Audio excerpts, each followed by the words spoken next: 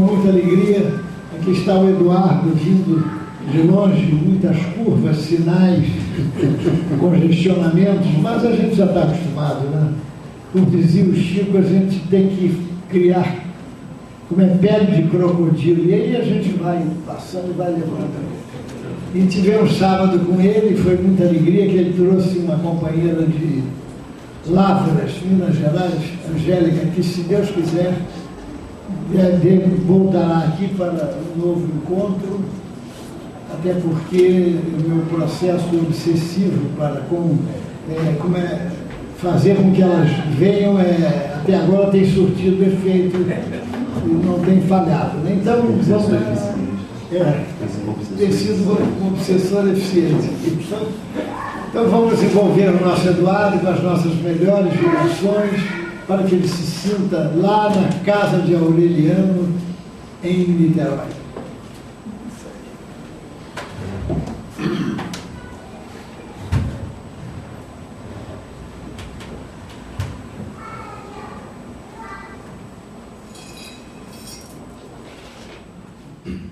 Queridos, uma boa noite a todos.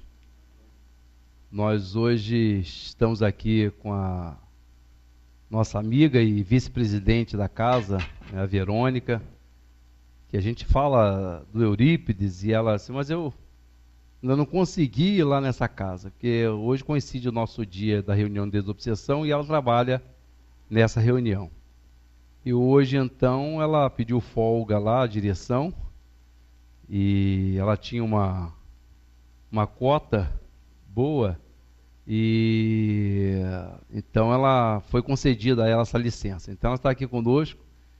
Foi muito engraçado, porque ela chegando aqui já na Taquara, eu disse, olha, você agora está aqui na Taquara, em Jacarepaguá, mas não é Jacarepaguá assim, é Taquara dentro de Jacarepaguá. E ela foi vendo, ouvir ela, assim, nossa, eu não sei como é que você chega aqui. Assim, nem eu. São os protetores, são os guias, né? Não, e antigamente, quando eu vinha o Eurípides, o Gilberto ia lá no pé da serra, eu vinha não pela linha amarela, eu vinha pela Grajaú, Jacarepaguá, ele ia naquele primeiro posto lá me apanhar e me trazia até aqui. E depois, quando eu saía daqui, ele me conduzia até a saída pela Barra ou pela linha amarela, enfim. Aí, depois de um tempo, ele já não me apanhava mais, só me levava até lá na saída. Hoje ele não me apanha, não me leva, vem se quiser. Então, vai fazer o quê, né? Hoje deixa os guias. Então, mas é uma alegria, queridos, retornar a essa casa querida, essa casa vibrante, né? Nós estivemos aqui já com outros colaboradores e falamos com muito carinho dessa casa. A presença da Verônica aqui hoje é a demonstração de que isso não é falado só para vocês, é a troca que a gente dá aos nossos colaboradores da satisfação, da alegria que é falar aqui no Eurípides. O grupo é muito parceiro nosso, Gilberto, né, na sua pessoa, e o coral, né, que me presenteia todo ano, e na Aureliano, um aceno nosso, e se mobilizam e vão. Essa troca é fundamental para a gente. A minha tia-mãe desencarnou em agosto de 2010, uma mulher muito simples, de poucas letras. Ela tinha uma expressão dela, ela cunhava umas expressões muito dela, e a gente sabia o que ela queria dizer. Então ela dizia assim, a gente quando vai ficando velho, a gente vai ficando meio bobo. O meio bobo aí é sinônimo assim, de emotividade, a pessoa fica mais sensível, né? Eu posso dizer, queridos, que eu já estou ficando meio bobo, né?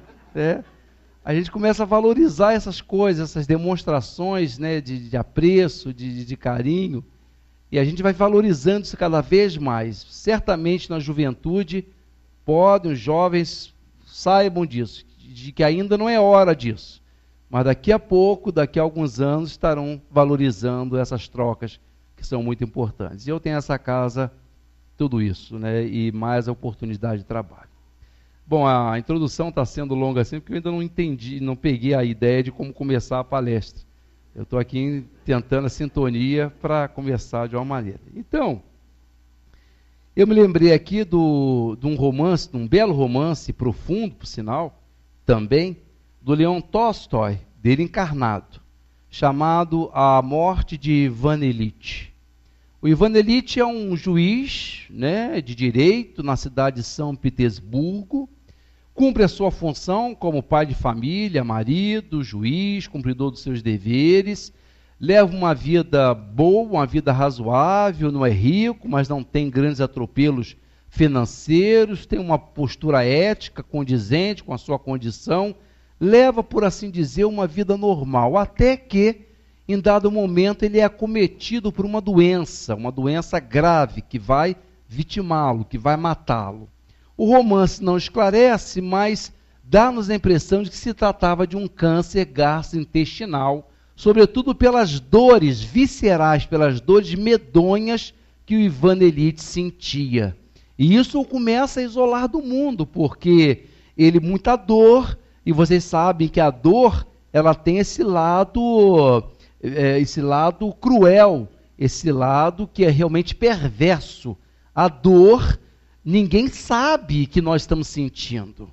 Já perceberam isso? Quer dizer, está doendo, está macerando. Por mais que a gente fale, está doendo muito, e a pessoa tem, até mesmo numa consulta do médico, assim, mas que tipo de dor? É uma dor ardência, é uma dor soco, é uma dor visceral? O médico vai tentando imaginar, e quem está fora da gente não sabe o que nós estamos sentindo. Isso distancia-nos das pessoas, principalmente quando ela é muito forte. E essa doença evoluiu, essa dor foi o constrangendo, a ponto dele passar noites e noites trancafiado no seu quarto, as luzes todas apagadas, e ele simplesmente, somente enrolado nele mesmo, contorcendo-se. Não havia analgésicos suficientes, a morfina ainda não era inventada, não descobria. Quer dizer, a pessoa, diante de uma dor dessa, ela simplesmente, o que ela pode fazer? Deixar doer. E ele se resignava com aquilo, se contorcia, e uma dor visceral. Ele conta, o Tolstói, na sua sensibilidade, o único laço de ligação do Ivan Ilitch com o mundo, já que a dor o levava para longe, tendia a aliená-lo, era um empregado, um fiel empregado dele, que vai ser o seu elo de ligação com o mundo. Ele fala isso: eu só estou no mundo, só sinto o mundo, só sinto a humanidade através de você. E esse empregado realmente vai ser um serviçal fiel até o último momento. Tem uma cena bonita, já no final do livro, em que o Ivan Ilitch precisa erguer as pernas, e o empregado então vira as costas para que ele coloque as pernas nos ombros do empregado. Ele disse: mas isso vai demorar muito tempo, vai machucar seu ombro. E o empregado diz: não tem problema, senhor, não tem problema. E trava-se uma amizade muito bonita. A família alienada não está nem sabendo o que ele está sofrendo. Ela está completamente fora do sofrimento dele. A mulher, a hora que entrava no quarto, era para fazer as perguntas mais torpes, mais imbecis, mais vazias. Era costureira, para vocês terem uma ideia, e uma noite ele está lá no quarto dele, fechado, se contorcendo em dor. Ela abre a porta do quarto, acende lá o lampião, as luzes do quarto, acende. A filha, uma das filhas, está vestida com o vestido que ela fez, que vai a um casamento, e ela chega no quarto e diz: Ivan, como é que você acha, meu filho? O laço fica melhor para frente ou para trás? E o homem, se contorcendo de dor, queria a última coisa, ele saber dar uma opinião se um laço ficava melhor na frente ou atrás. Então vai mostrando a situação de sofrimento, até que o ápice do romance é quando à noite ele começa a perguntar à vida a razão de tudo aquilo. Por que isso? Por que eu fui escolhido? Por que essa dor? Eu quero a minha vida de volta. Eu quero tudo de volta. A minha vida era boa. Eu quero a minha vida de volta. E curiosamente, queridos, o gênio de Tolstói estabelece o diálogo dessa vida com o Ivan. A vida então pergunta: mas que vida que você quer de volta? Assim, a vida boa que eu tinha. E a voz pergunta, mas que vida boa era essa que você tinha? Assim, a vida de magistrado, a vida de juiz. E a voz, mas a vida de juiz, essa vida era realmente boa? E ele se lembra do fato dele não ter sido um juiz concursado, e quando passava nos corredores, recebia sempre o escárnio e a zombaria dos colegas concursados, apontando-o como alguém que entrou sem concurso, e isso constrangia. Então a vida, e ele se constrange, ele mesmo se envergonha, percebendo que aquela voz evoluiu e lembrou com ele desses escárnios, como a querer dizer, bom, a sua vida de juiz não era tão boa assim. E a vida então pergunta, mas que vida, senhor? A vida que eu tenho com a minha família. E faz um silêncio, porque ele percebe que silêncio, que vida, que família. A mulher e as filhas completamente alheias ao sofrimento dele. Então ele pergunta, mas que vida é essa que você quer? Que vida é boa é essa que você quer? E a beleza do romance, queridos, é que ele então se lembra da juventude, mais do que a juventude, ele se lembra do seu estado de criança e se percebe feliz. Nasceu num bairro pobre, numa fazendola de São Petersburgo, e ele se dá conta de como ele era feliz, pobre, crescendo, criando, ali sendo criado naquela região, pulando em árvores, brincando com um pneu, jogando pedra nas poças d'água, e ele então se recolhe na infância, sentindo-se feliz. Sobre esse final, um dia nós voltaremos a falar. Mas eu gostaria então de situar vocês a respeito dessa vida, né? O que é essa vida, quando Jesus tem a ousadia, ele tem a petulância de dizer a todos nós que aquele que não negar, aquele que não renunciar à sua vida, não é digno de ser o meu discípulo. Ele chega a um outro instante em que ele diz, aquele que não odiar a sua própria vida, não é digno de ser o meu discípulo. E aí, queridos, eu pergunto a vocês, está certo que a vida nossa tem momentos muito bons, tem momentos que não são tão bons, tem momentos muito doídos, tem momentos muito fortes, para o bem ou para o mal, mas eu quero acreditar aqui, que se eu perguntar a qualquer um, ninguém vai dizer que odeia a vida. Ora, se eu não odeio a minha vida, e a condição sine qua non para eu seguir, para ser discípulo de Jesus, é eu odiar a minha vida, ora então, eu não odeio a minha vida, então não posso ser discípulo de Jesus. Lógico, não? Eu tenho de odiar essa vida. Aí a pessoa diz, Eduardo, peraí, eu tenho um problema, estou atravessando uma fase difícil. Eu diria mais, até a não ser uma pessoa que esteja às portas do suicídio, é essa a gente conseguir se achar e perguntar, olha, você odeia, eu odeio a minha vida, mas essa não está em condição nem de seguir a Jesus. Essa odeia a vida.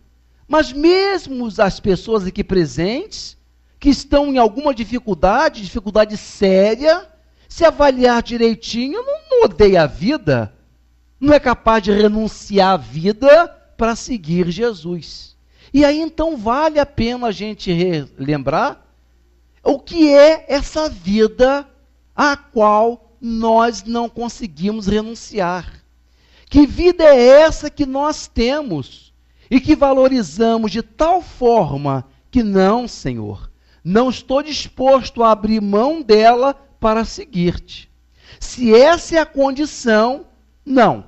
Eu estou suficientemente satisfeito, nessa vida, mesmo com os altos e baixos que ela tem, para abandonar, negar, odiar isso tudo para te seguir. Para essas criaturas, queridos, para nós de alguma forma, então, ainda não estamos devidamente prontos para fazer essa jornada, essa mudança, essa metanoia, essa transformação. Porque de alguma forma temos alguns apegos. E quando nos apegamos, nós não conseguimos fazer outras opções, outras escolhas. Mas quando Jesus diz renunciar à vida, algumas pessoas imaginam que renunciar à vida é uma postura, traduz-se por uma postura externa, de a pessoa possuir determinado padrão social, econômico, e dizer para si mesmo, olha, eu vou renunciar à minha vida, então não vou ter esses bens, vou abrir mão disso tudo, porque eu vou renunciar para seguir a Jesus. Entretanto, nós vamos ter de entender melhor esse conceito de renúncia. Porque a renúncia absolutamente é essa demonstração externa, ou essa manifestação exteriorizada de uma postura. A renúncia é uma condição interna, é uma posição nossa de uma certa indiferença para com as coisas materiais que acontecem conosco. A renúncia verdadeira, queridos, é uma espécie de prontidão, de consciência que a pessoa tem de que tudo aquilo que está passando por ela, ou ela passando pelas coisas, tudo passa. Porque disso tudo que deve ressumar, o que resta é ela própria, com os seus valores, com as suas escolhas. De modo que poderíamos dizer que um grande industrial, que um milionário, que mora numa determinada mansão e usufrui de todas as benesses que o dinheiro pode oferecer, esse homem pode ter uma postura interna de renúncia, na medida em que ele observa aquelas coisas como processos da sua vida, mas ele não se apega àquilo que ele tem. Sentirá falta a hora que não tiver? Sim, sentirá. Mas ao mesmo tempo ele continuará em guarda, manterá sua tranquilidade, sabendo que aqueles bens, aquelas coisas, são coisas que pertencem não a ele, já que ele é administrador e não detém aqueles bens que possui, que parece ter. De modo que a questão da renúncia é uma posição interna em que nós usufruímos, mas olhamos essas coisas com uma certa indiferença. Quando nós nos apegamos demasiadamente a essas coisas, e aí vale dizer que o importante, o problema não é em ter os bens, o problema é o orgulho por ter o bem. E então, se a pessoa se agarra e ela de tal forma ela se apega àquele bem, ela se confunde com o que tem, com o bem, e desconhece a sua essência. Essa pessoa não está pronta. Ela não é capaz de renunciar. Ela não faz nenhum distanciamento entre os processos materiais e entre o seu ser, entre o ter e o ser. E essa dificuldade a coloca em plena sintonia com o mundo. De modo que aquelas pessoas que vivem satisfeitas, plenamente felizes com o que têm, essas pessoas não estão prontas para fazer esse deslocamento. E o mais curioso, queridos, é que Jesus as respeita e as espera no momento em que elas se acharem prontas. Ou seja, Se nós somos aquele tipo que, de segunda a sexta, trabalhamos, damos o duro lá no trabalho. À noite vamos fazer um curso de pós-graduação, mas sábado é nosso. Sábado vamos sair para as compras, domingo churrasco. Se isso nos atende perfeitamente, se estamos nós plenamente adequados a esse estado de vida, mantenhamos-nos assim. Fiquemos assim. Continuemos assim. Quem não vive, meus irmãos, de outra forma, quem não vive uma certa, uma mínima inadequação, portas adentro de si mesma, não está pronto. Não se desloca, não abre mão. Porque a vida está muito boa, está tudo muito bom.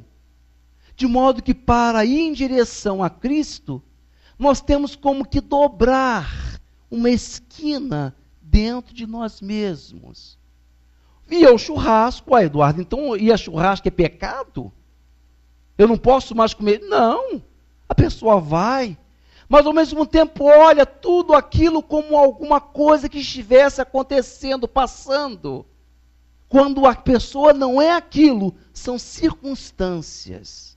E a sabedoria espiritual diz assim, viva suas ilusões, viva as suas experiências. Os orientais têm, inclusive, a ideia de dizer que o mundo é lila, o mundo é brincadeira.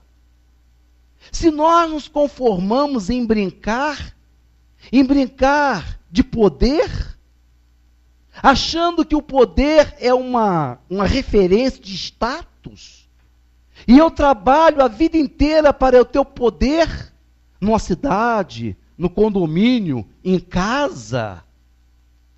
Se o valor do poder é substancioso e importante para mim, viva a sua experiência de poder, sabendo que existe sempre alguém mais poderoso do que você. Eu quero a fama. Nós somos famosos sempre em relação a alguém. Existirá sempre alguém mais projetado. Qual é a vantagem que eu tenho de possuir um carro novo, um carro de última geração, novíssimo? Qual é a graça que eu tenho de expor, de esnobar, expor esse carro num bairro em que várias pessoas possuem carros riquíssimos e poderosos? Não tem graça. Eu quero expor aquele carro poderoso no bairro do pobre, porque ele não pode ter. Aí eu fico feliz, porque eu estou mostrando a ele que quem é aqui que é mais poderoso. Mas isso perde o sentido se eu for para outro bairro. Possivelmente o meu carro, que eu acho que é aquilo tudo, naquele bairro eu vou ficar quietinho.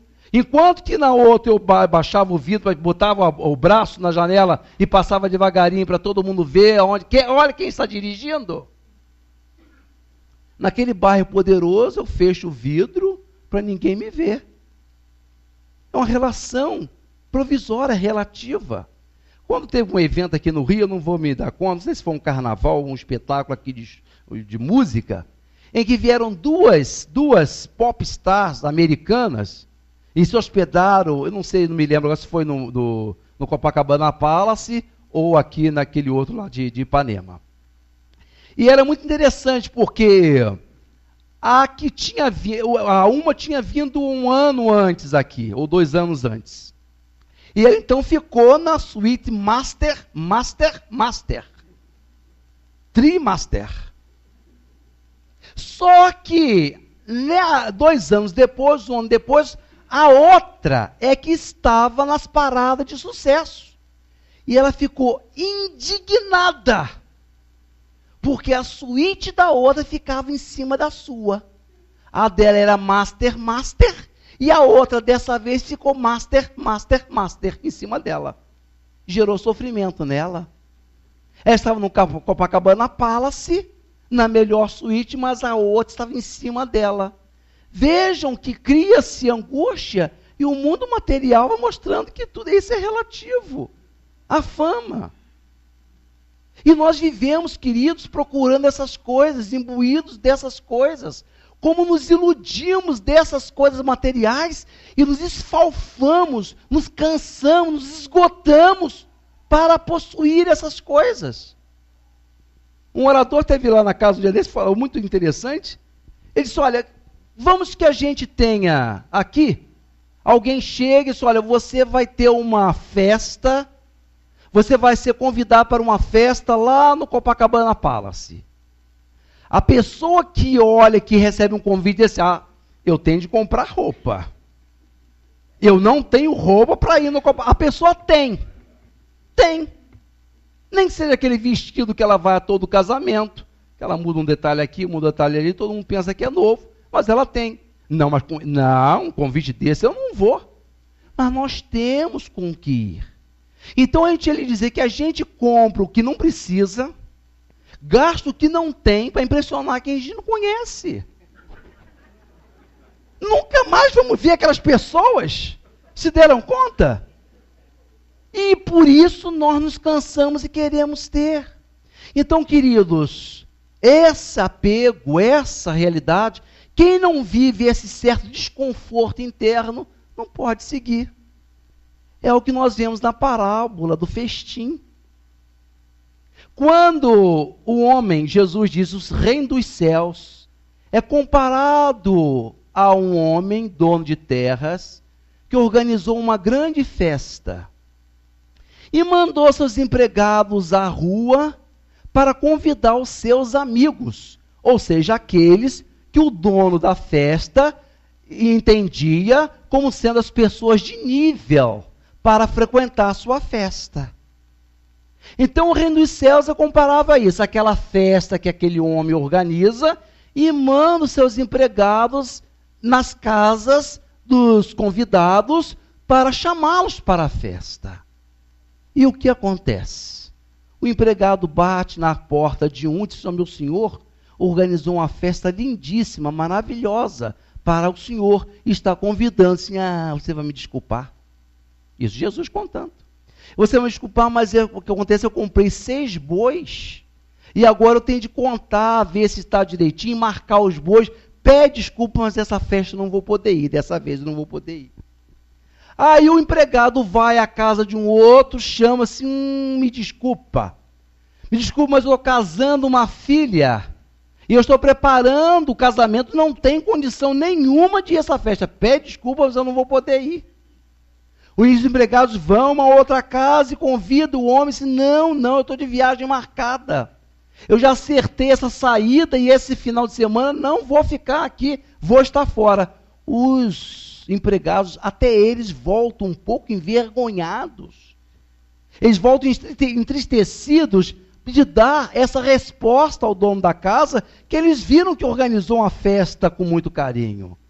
Mas chegam e dizem, senhor, ninguém quis vir à sua festa. E contou, um tinha uma noiva para aprontar, o outro tinha bois que comprou, e ninguém pôde vir à sua festa. O que faz o dono da festa, queridos? Pois vá à rua então,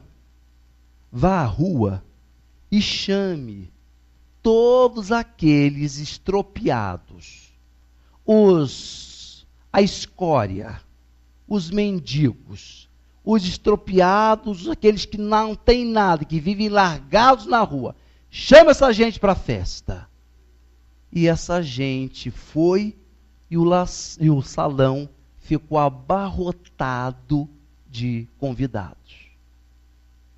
Queridos, quem não tem nada, quem reconhece que não tem nada mais importante na vida, vai à festa do reino dos céus. Mas aquele que tem muitos interesses, não, Senhor, não, ainda é cedo, não posso não.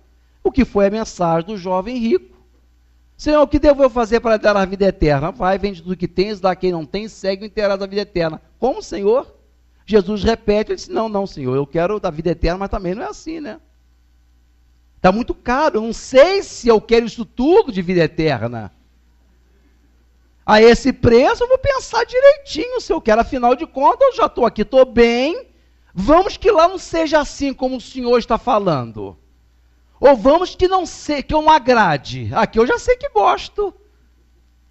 Quem tem o boi para marcar, quem tem uma festa de filho para organizar, essa pessoa não vai, queridos. Se ilude com as coisas e vai mantendo assim.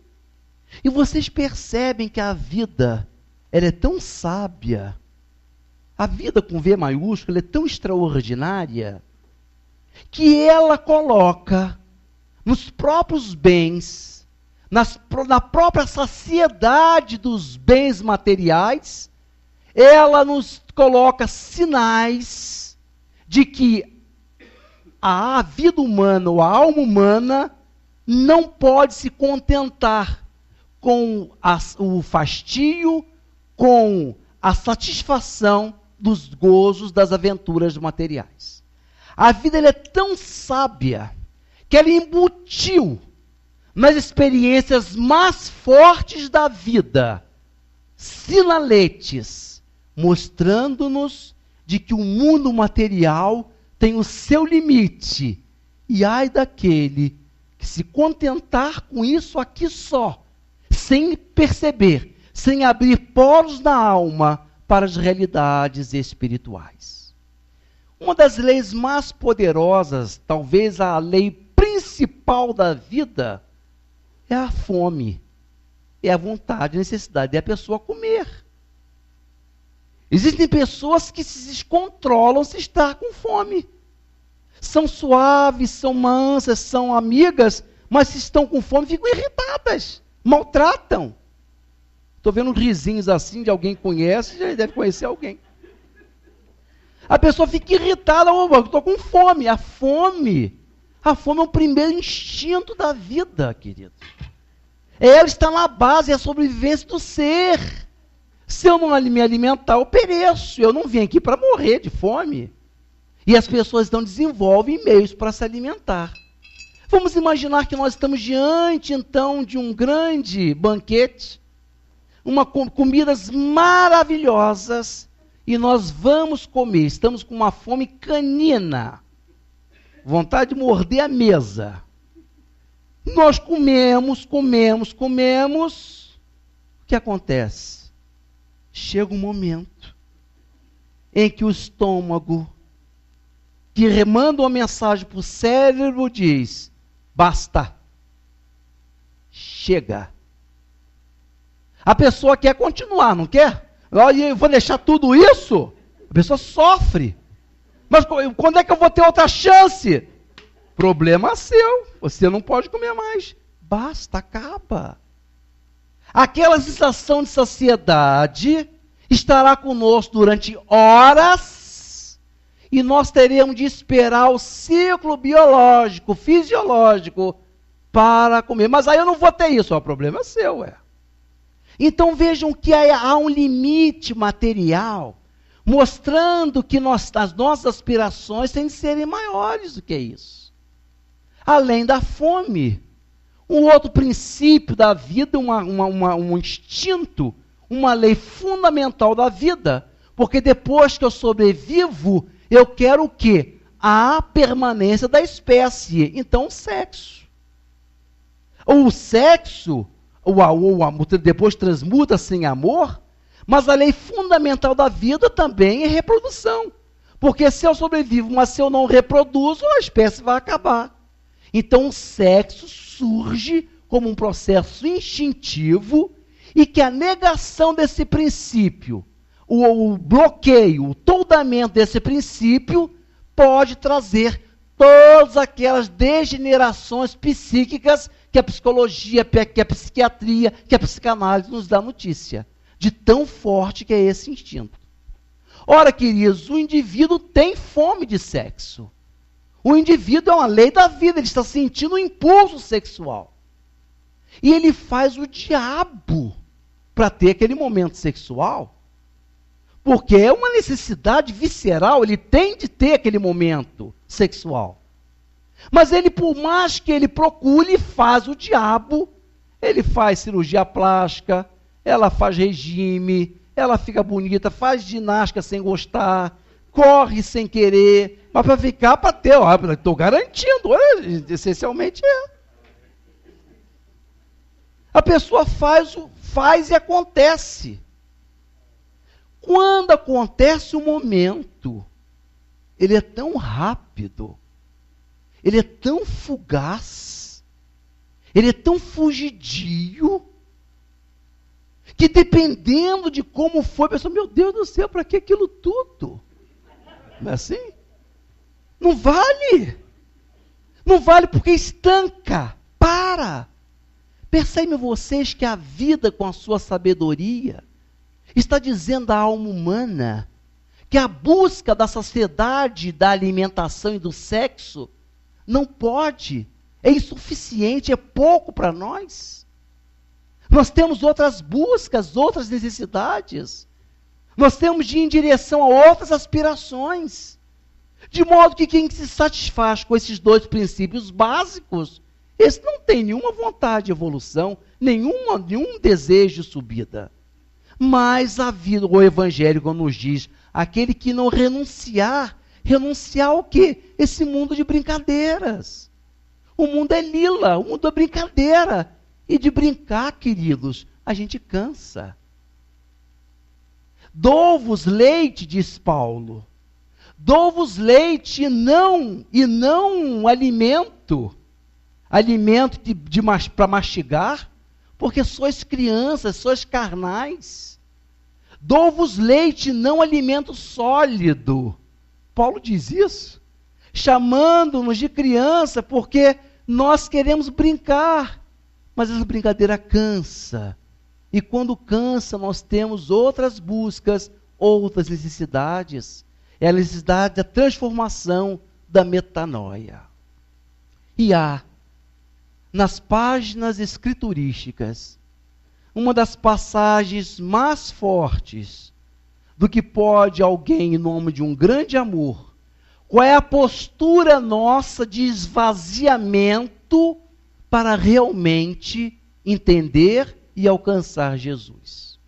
A passagem, narrada por Mateus, recebe o nome do encontro de Jesus com a mulher cananeia. No registro de Marcos, porque Mateus escreve para os judeus. Mas Marcos, que escreve para os romanos, para os gentios, vai ter o nome dessa passagem, é Jesus com a mulher Ciro-fenícia. É a região em que Jesus está, entre a Síria e a Fenícia. Foi a primeira vez que Jesus saiu da Palestina. Aliás, primeira e única, depois que ele começou a sua vida pública. A única vez que tinha Jesus saído da sua pátria, da Palestina, foi quando aquela perseguição de Herodes, em que ele foi para o Egito. Mas depois que ele começa a sua vida pública, essa foi a primeira e única vez que Jesus sai do território palestinense, porque simplesmente queria fugir da vigília dos fariseus. Já havia um complô, já havia uma orientação dos fariseus, anotando o que Jesus vinha fazendo para incriminá-lo depois, como fizeram, dando inclusive na crucificação do Mestre. A maneira como Jesus, que percebeu que não era aquela hora ainda dele padecer, era fugir, sair da Palestina, ir para um país estrangeiro, porque lá não encontraria aqueles olhares desses fariseus, seguindo e anotando tudo aquilo que ele fazia. Então, a cena se dá num ambiente estrangeiro, num ambiente de gentios, se dá nessa região entre a Síria e a Fenícia, em que uma mulher, uma mãe, tendo uma filhinha doente, uma filhinha endemoniada, essa mulher roga a Jesus, pedindo-lhe que curasse a filha. Porque por mais que Jesus estivesse num país estrangeiro, já era conhecido. Jesus não diz nem que sim, nem que não. Simplesmente continua andando como se aquela mulher não tivesse falado nada, feito pedido nenhum. A mulher não se conforma. A filhinha está doente. Aquele é um médico. E ela não se conforma. Ele não diz nem que sim, nem que não, pois ela vai atrás de Jesus e dos discípulos gritando. Um grito, um clamor, que era próprio dos mendigos. Ela que nem pobre era. Jesus, filho de Davi, tem piedade de mim. Esse era o clamor da mendicância. Dos mendigos, quando iam recorrer a Jesus, chamavam assim: Jesus, filho de Davi, ou Senhor, filho de Davi, tem piedade de mim. A mulher ia atrás de Jesus, que estava com os discípulos andando, e ela vinha andando atrás: Jesus, filho de Davi, tem piedade de mim. Jesus, queridos, continua andando, não olha para trás, como se não estivesse ouvindo, como se estivesse absolutamente prestando atenção no que aquela mulher estava gritando, a ponto de os seus discípulos é que se proporem a interceder. Estavam se sentindo incomodados com aquela relevância, com aquele chamariz todos. Embora não pedissem para Jesus atender a mulher, de alguma forma insinuaram: Senhor, o senhor não está ouvindo? Até quando essa mulher vai vir atrás da gente gritando dessa maneira? Perguntam a Jesus. Quer dizer, essa mulher está chamando a atenção da gente, Senhor, até onde? Até quando ela vai atrás da gente gritando dessa maneira? Quer dizer, eles não pediram para Jesus atender, mas de alguma forma insinuaram, né? Toma uma providência. Até onde ela vai atrás de nós? E Jesus então vira-se para os discípulos e diz assim: mas eu vim para as ovelhas de Israel.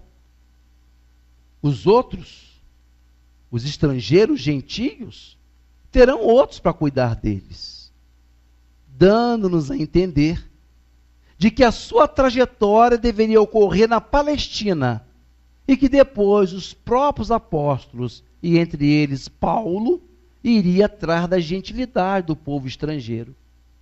Então eu vim para as ovelhas desgarradas de Israel.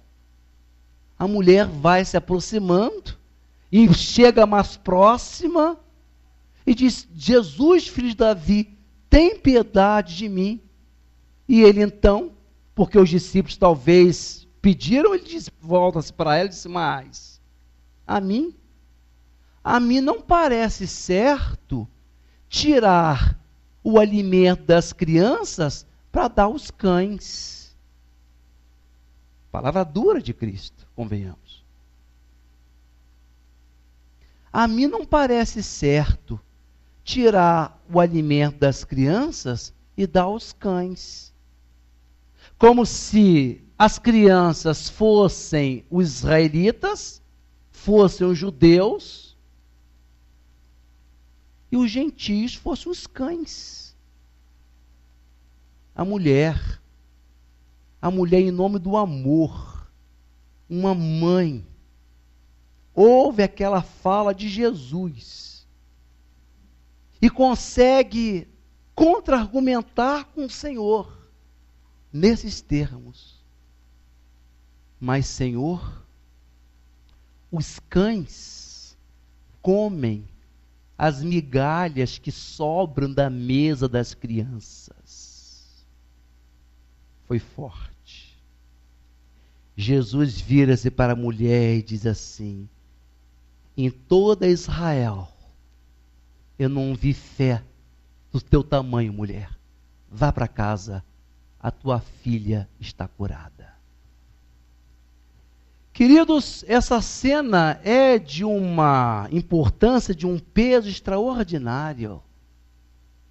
Ao que parece, Jesus queria mostrar-nos, utilizando o poder de fé daquela mulher, que nós temos de esvaziarmos de todo o nosso orgulho, de todas as nossas vaidades. Senhor, os cães comem as migalhas que sobram. Não importava se ela fosse cadela, não importava, ela queria o benefício da cura da filhinha. E Jesus então ressalta dizendo: em toda Israel, eu não vi fé tamanha, do tamanho da tua. Volta para casa, a tua filhinha está curada. Essa cena é forte, queridos, porque ela vem nos mostrar o quanto que nós podemos nos esvaziar, abrindo mão de todos esses lixos, de todos esses pesos que nós temos, em busca de um amor maior, em busca de um desejo, de uma graça maior. Então, a metanoia, a transformação, o renunciar à vida, é renunciar às vaidades, o orgulho, os bens que nós pensamos ter e que não temos, porque são empréstimos. Tenho eu na Casa Espírita um rapaz que é um exemplo. Um dia desse estava pensando como que a Casa Espírita nos dá a oportunidade de convivência, de aprendizado com pessoas maravilhosas. Tenho lá um rapaz que sempre teve uma condição financeira muito boa, muito privilegiada. Nunca foi rico, mas tinha uma condição extraordinariamente boa em termos materiais. Sempre ajudando a casa, sempre colaborando nas campanhas, enfim, um tarefeiro e adeso, fiel à tarefa.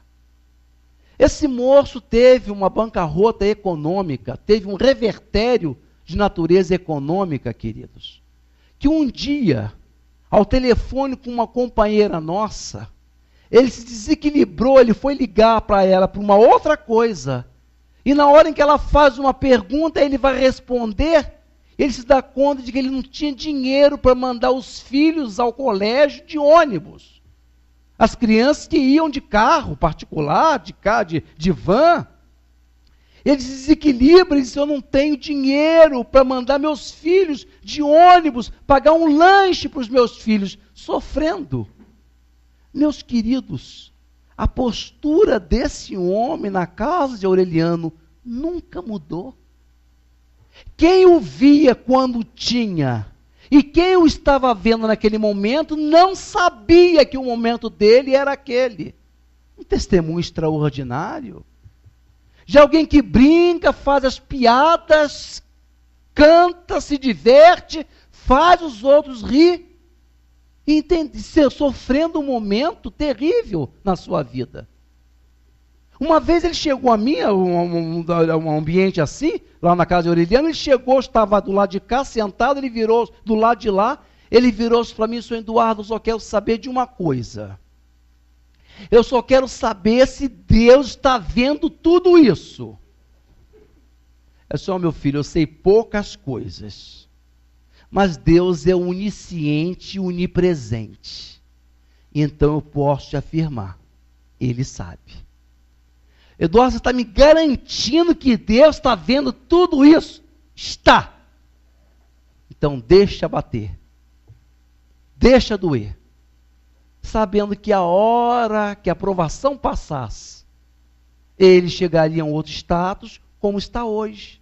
Não tem aquele patrimônio anterior, mas não está naquela penúria da segunda fase, e é a mesma pessoa nos 3 momentos.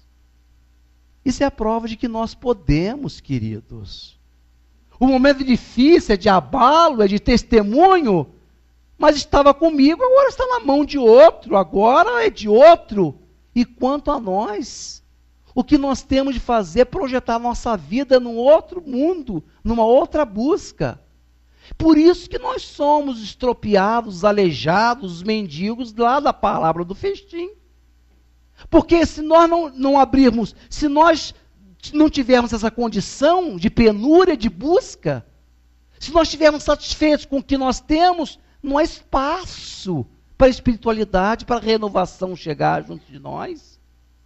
De modo que só depois que a pessoa se enfastia, depois que a pessoa percebe que nada aquilo vale, de que é uma busca, um desejo, um anelo longe, que a pessoa nem sabe o que é de fato, só nesse momento, quando ela dobra uma esquina dentro dela própria, é que ele é capaz de renunciar à vida, ainda que no meio da riqueza, dos bens, das projeções, da fama, da glória, do poder. Quem está ali dentro sabe e olha tudo aquilo com uma sensação de vazio, de indiferença, que só a pessoa sabe, só ela percebe que não dá valor, que ela conseguiu a não dar valor àquelas coisas que possui. Essa memória me ajudar. Eu conto aqui a narrativa de uma personagem conhecida de todos nós, porque Magdala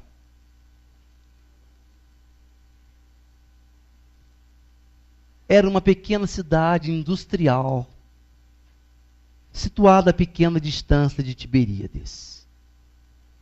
Simão, fariseu, enriqueceu no comércio.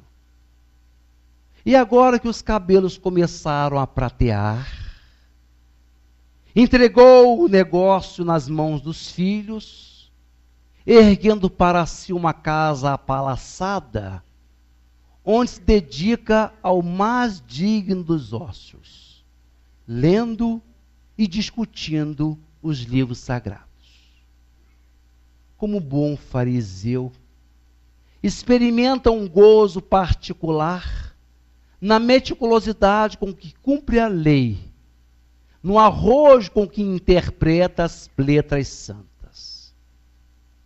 Mas seu maior prazer provém das reuniões, das recepções que costuma oferecer aos seus amigos, apresentando-lhes personalidades que, por qualquer motivo, se tornaram famosas. A notícia da vinda de Jesus a Magdala, a convite de Simão, repercutiu no pouso das caravanas, no ajuntamento das fontes, no átrio das casernas. Ecoou também nas vielas escusas dos prostíbulos, onde à noite um grupo de malfeitores e alguns soldados procuravam aventuras e satisfações sexuais. Perto dali, erguia-se uma casa escondida por tufos de palmeiras e latadas em flor. Os frequentadores do quase esconderijo aproximavam-se cautelosamente, embuçados em largos mantos, olhavam à direita e à esquerda, verificando se ninguém os havia seguido, e penetravam rapidamente no átrio. Eram ricos negociantes, opulentos senhores de terras e escravos, ou mesmo altos funcionários da administração herodiana. Procuravam a esquisita Madalena, de grandes olhos nostálgicos e de cabelos caídos sobre as espadas do ombro, como uma onda escura de ouro. Comparavam-na a Tamar, a embusteira. Outros a Sara, a sedutora. Muitos, vendo aqueles olhos sempre distantes e vagos, estremeciam de terror, porque se lembravam de Holofernes, de Atália, a que decepara a cabeça de Holofernes. Entretanto, queridos, ao contrário das suas iguais, submetidas às sórdidas vielas, ao deboche e ao espancamento da soldadesca, Madalena, surgindo-se um declive, com um ar de superioridade inexplicável. É que Madalena tornou-se detentora dos segredos dos fariseus santarrões, aqueles que baixavam a cabeça na rua com ares pudicos, e isso a tornou temida. No entanto, uma tristeza surda minava Madalena.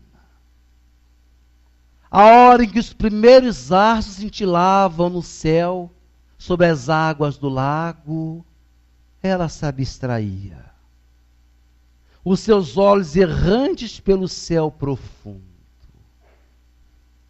Ela tinha o ar das princesas desterradas e das sibilas pagãs que erguiam a voz rouca nas cavernas. Aquela melancolia lembrava qualquer coisa inexprimível e inexplicável, como os soturnos tédios do rei Saul. Às vezes, esses alinhamentos prosseguiam noite afora, e por toda a casa pairava uma sombra, um mal-estar que impregnava tudo. As servas, então, despediam os visitantes no átrio do lado de fora, dizendo camufladamente que a sua ama não estava bem, ou às vezes decidiam falar a verdade, ela não queria receber ninguém. Uma noite, um centurião romano, que violentou com murros e aos gritos a porta da cortesã, empurrando a porta, encontrou Madalena deitada no divã, com seus grandes olhos negros perdidos nas horas cor de cinza. Ei, mulher, por que não me recebes? Tens um ar de princesa, de rainha, mas és uma prostituta como as demais, então não me recebe? Segurou-a, levantou-a, segurando-a pelos braços, machucou-a e jogou-a no chão. Então você não me recebe? Sabe quem eu sou? E como Madalena persistisse num silêncio pétreo, o centurião deu-lhe uma bofetada, e ele então olhou o soldado, crivou nele um olho estranho, um brilho estranho, quase desvairado, quase de louca. O soldado se assustou e saiu gritando, atemorizado: essa mulher é louca! É louca essa mulher! E danou a gargalhar, louco também. Numa noite, viera um rico negociante de Tiro. As servas atenderam-no e despacharam-no no átrio. E de dizer-lhe que os meus camelos estão cheios de riquezas, pagarei bem por algumas horas de prazer. As servas voltaram dizendo ao mercador que a sua ama, que a cortesã, nada respondera. Madalena, queridos, vivia o drama das almas que não se realizaram, a inquietação dos caminhos que anseiam por afluir a uma larga estrada. Senti que nascera para encontrar uma coisa vaga, indistinta, incorpórea e tão grande, que arrebatava todo o seu ser quando se punha a pensar nela. Nos extremos círculos da luxúria, onde os sentimentos descompuseram no lodo, germina, brota, entreabre-se a estranha flor do martírio. Os corações maceram-se em estrangulantes agonias, e quando a angústia atinge o extremo limite suportável, explodindo no agudo grito sem voz, na palavra sem sons, no desesperado gesto sem movimentos, a alma encontra Deus do outro lado. Madalena adivinha tudo isso através de suas intuições profundas. E na densa treva da noite, afundando num abismo sem fronteiras, pensava consigo, ouviu uma voz: haverá uma salvação? Haverá uma salvação? O seu espírito então subia nas asas dessa esperança. E Madalena então sonhava. Madalena sonhava cantando o velho poema do velho povo. Um dia ele virá. E quando vier, afagará a cabeça das criancinhas, elevará os humildes, abençoará os mendigos, as árvores e as flores do campo. Ele virá um dia escutar a jamoça quando a primavera cantava no seu corpo. E quando vier, cessará toda a brutalidade. Das suas mãos jorrará como a fonte no deserto a justiça contra toda a opressão. Terá na destra uma espada de fogo e na cabeça uma auréola de luz. E quando se sentar no trono de Davi, florescerão as montanhas e os vales, e as árvores vergarão com seus frutos, e toda Israel dirá: bendito que veio em nome do Senhor. Um dia, certamente ele há de vir. E quando vier, curará os enfermos e elevará os humildes, os soldados, as mulheres do povo, as gentes humildes. A sua mão se estenderá para os mendigos e para as prostitutas. E sendo inocente como os cordeiros, e mais puro do que as estrelas, será chamado irmão dos pecadores. E todo aquele que tiver pecado, por maiores que sejam os seus erros, se salvará por seu amor, porque o seu amor inspira misericórdia e paz por toda a terra. Ele erguerá os espíritos do fundo dos abismos e iluminará os corações de alegria. Como a águia dos céus abrirá suas asas e abrigará todos os oprimidos, como o sol. Nascerá para os justos e só não receberão a sua luz os que se esconderem nas trevas da recusa.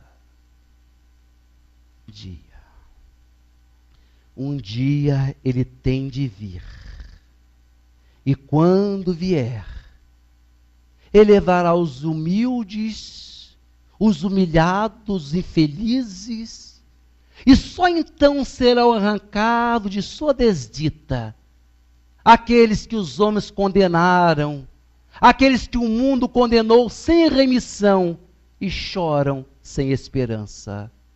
Ele virá. Ele virá. Madalena, sentindo-se falando no silêncio do seu quarto, com essa secreta linguagem sem palavras, os 7 demônios do tédio. Desde o crepúsculo, seus lábios emudeceram, e os seus olhos entraram no luar, no crepúsculo das horas cor de cinzas. As servas cerraram os velários, e afastando-se na ponta dos pés, puseram-se a cochichar no átrio, onde o luar, com sua luz, ungia as largas folhas dos lírios. A quantos vinham perguntar por Madalena, respondiam com evasivas, ou falavam abertamente que a sua ama não queria ver ninguém. Já muito tarde, quando os rumores dos prostíbulos esmoreciam, apareceu-lhes um mísero mendigo, tão coberto e sujo da poeira dos caminhos, que as mulheres se afastaram assustadas. Quero ver Maria de Magdala, disse numa voz cheia de audácia. E como reparasse na indecisão das mulheres, virou-se e disse assim: ide, e dizei-lhe que sou aquele que estava no monte, lá junto da fonte, em Tiberíades, e a sua esmola permitiu-me ir aos confins da Galileia à procura do Rabi. E eis que estou curado e venho trazer-lhe a boa nova. As mulheres se olharam entre si, indecisas. Naquela noite haviam suspendido, mandando embora ricos negociantes de Tiro, um saduceu de passagem para Jerusalém. Como seria possível introduzir aquele mendigo tão sujo e coberto da poeira dos caminhos? O mendigo viu que as moças estavam indecisas, virou-se então e disse: Ide dizer-lhe apenas que ele já veio, aquele de quem falam os profetas. Uma das servas mais animosas saiu e voltou dizendo, numa voz cheia de asco pelo estranho visitante: entrai. Ao tédio de Madalena, a eloquência do mendigo. Madalena, ele cura os leprosos, Madalena. Eliezer também curava. Madalena, eu vi com os meus olhos andar sobre as águas do mar. Não se esqueça também que o grande libertador, o nosso Moisés, abriu o caminho nas águas do mar. Madalena, eu vi curar o filho da viúva de Naim e as filhas de Jairo. Elias também curou o menino lá em Sarepta, ressuscitou, você se lembra? Esqueceu disso, mendigo? Madalena, ele ensina a lei. Os escribas e fariseus também ensinam as mesmas leis, mendigo. Ai, que mais vos hei de dizer? Que mais vos podeis falar? Eu vi ele andar dentro da água, subir. No passado também, Sadraque, Mosaque e Abednego passearam dentro de uma fogueira ardente. Madalena, eu vi multiplicar pães e peixes, fala a eloquência do mendigo. Meu amigo, você se esqueceu que no deserto os nossos antepassados também comeram maná caído do céu? Responde o tédio de Madalena. Que mais vos hei de dizer? Ele é bom, ele é humilde, anda com os simples, Madalena. Talvez seja um essênio, amigo. Disse que o sol nasce para os bons e para os maus. Como? O mendigo se anima. Disse mais. Disse, bem-aventurados os pobres. Bem-aventurados aqueles que têm sede e fome de justiça. Madalena se agita. Como é que ele disse? O mendigo se fica tão satisfeito, disse: Madalena, ele anda com os publicanos, come à mesa com os publicanos, Madalena, eu vi. Ah, então deve ser alguém especial, sim. Não é um profeta simples, porque os profetas não conseguem andar com os impuros, não conseguem comer às mesas com os pecadores, porque se sentiriam maculados pelo som das palavras que saem desses lábios que beijaram com luxúria, com insensatez. Esse cheiro de pecado, percebes? Esse cheiro de luxúria que impregna esses velários, tudo isso perturbaria a paz dos santos e a luz dos profetas. E você então me diz que ele anda com os pecadores? Madalena, ele ama os pecadores, senta-se à mesa com eles e não se mancha,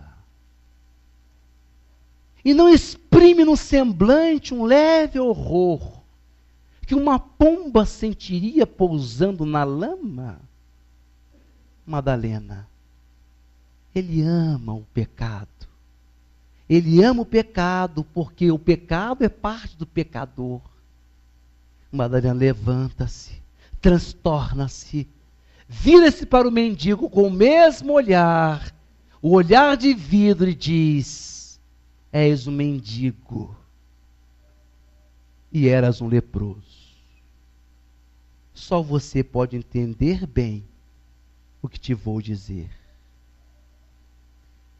É do fundo dos abismos que se vê melhor as estrelas. As almas que estão na superfície distraem-se com as paisagens da terra. A terra, mendigo, tem suas seduções, tem a sua luz. Os santos sobem aos píncaros das montanhas para fugir delas. Nós, os pecadores, rolamos até embaixo, ao mais profundo dos infernos. E daqui de baixo, só resta-nos uma fresta. E por essa fresta, não vemos mais a terra, só conseguimos ver as estrelas. É Ele, e quero ir vê-lo. Meus pais diziam que Ele estava perto de vir, mas nunca mais pude ir à sinagoga, porque os meus comportamentos eram malditos naquele ambiente, e nunca mais tive essas notícias. Quero ir vê-lo. Quero ir vê-lo e vou dar-lhe um presente. O que seria? Minha casa é indigna dele. Dinheiro, para que lhe serviria? Um manto, uma seda. Dize-me tu, mendigo, que o conheces, o que poderia eu te dar? O mendigo olha para Madalena e diz assim: dá-lhe aquilo que mais estimarias. A mulher Ciro-fenícia, meus queridos, deu tudo. Esvaziou-se de todo. Ela queria salvar a filha amada. Senhor, os cães comem as migalhas que sobram da mesa das crianças.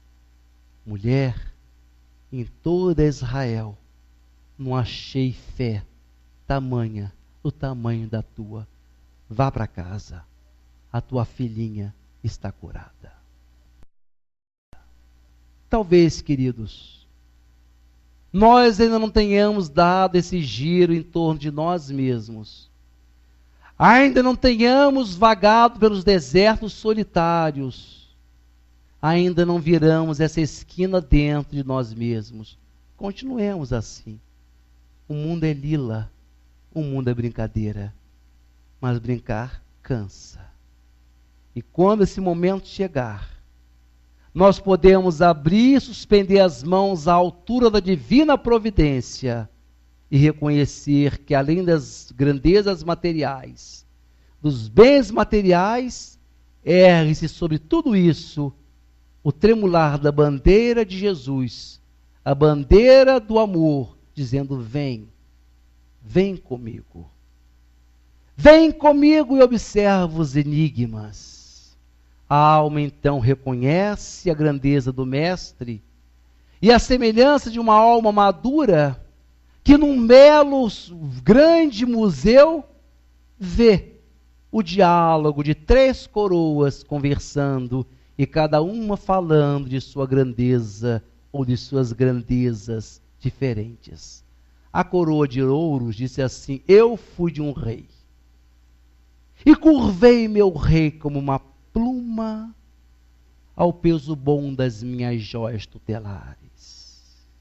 Tive um rei a meus pés e com soldados eteares e torres brancas e altas como luas e searas mais maduras, mais louros do que o sol. E navios enormes como os templos de Deus e os palácios dos homens. Fui tudo, rica, poderosa, bela. Tive um rei a meus pés e um céu sobre nós dois. Depois, Depois pesei demais para a cabeça velha de meu rei, caí. A segunda coroa. A coroa de louros levantou-se e disse: Eu nasci na Grécia. Eu fui o gesto verde que abençoa. Inatingível como uma promessa. Gesticulei na ponta viva do meu loureiro, chamando os poetas e heróis do mundo inteiro.